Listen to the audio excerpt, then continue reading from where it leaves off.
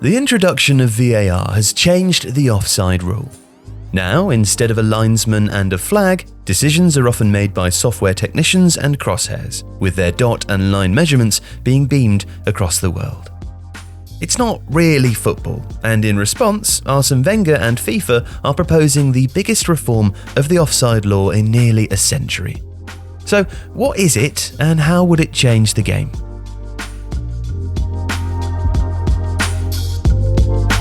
The offside law has been largely consistent since 1925. In the years prior, an attacker had to have 3 opposition players between him and the goal to be onside. When that was reduced to 2, or 1 defender and a goalkeeper, it was a change promoting attacking football. And it stayed that way until 1990, when being level with that last defender allowed a forward to be considered onside. A further evolution arrived in 2005 when new guidelines around active players were introduced, again with the aim of liberating the attacking players. Nevertheless, it's been nearly 100 years of tweaks rather than any substantial change. And that's largely because in the eras before VAR, a major rethink was never necessary. But now, with officials able to measure offside decisions in millimetres and fans souring on that pedantry, there's a bit of an appetite for revolution. Step forward Arsene Wenger, the legendary former Arsenal manager who, since 2018, has been FIFA's chief of global football development. Wenger has been an opponent of the current offside law for some time.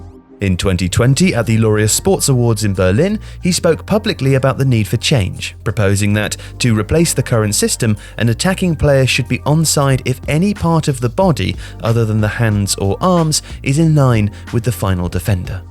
It could be a stud, the back of a player's head, or even a shoulder. If any part of the body with which a goal can be scored is level, the flag would stay down. Now, the benefits, Wenger believes, would be manifold.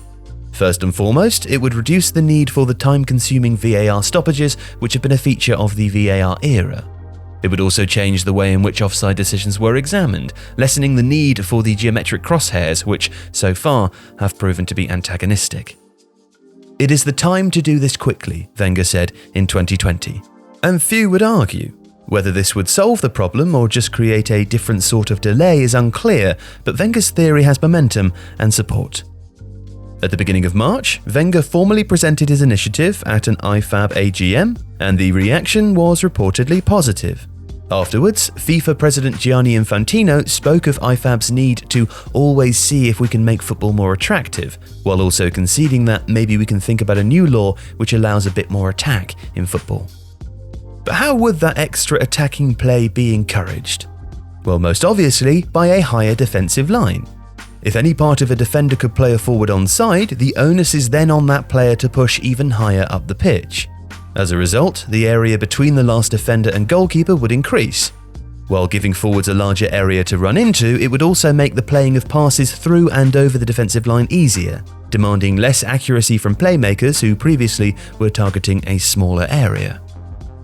Conversely, if the concept of pushing up to play offside is adjudged too risky in light of the law change, some head coaches may respond by instructing their defences to sit even deeper and narrower. Now that could perpetuate the attack versus defence dynamic now common across the major European leagues, but with the benefit of opening up more of the pitch. So either a high line squeezes the space available or a low block increases it. In either scenario, it's not difficult to see where the attacking advantage would lie, and that's without considering the new opportunities it might create at attacking set pieces. But is it necessary and wise to be increasing these opportunities? After all, nearly every adjustment to the offside law in football's history has privileged the team with the ball. The 1990 change, for instance, which reclassified inline players as onside, was a direct response to the dour World Cup in Italy and the negative football with which it became associated. And it had an effect.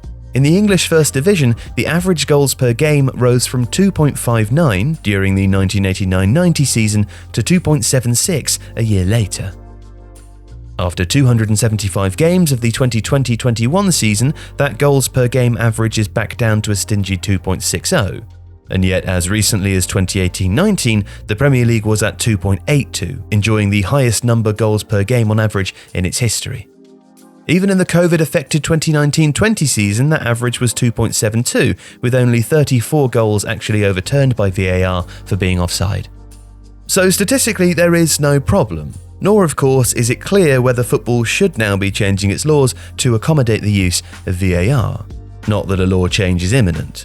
To be adopted, Wenger's plan would need IFAB approval, and any motion carried by the organisation requires a 75% majority.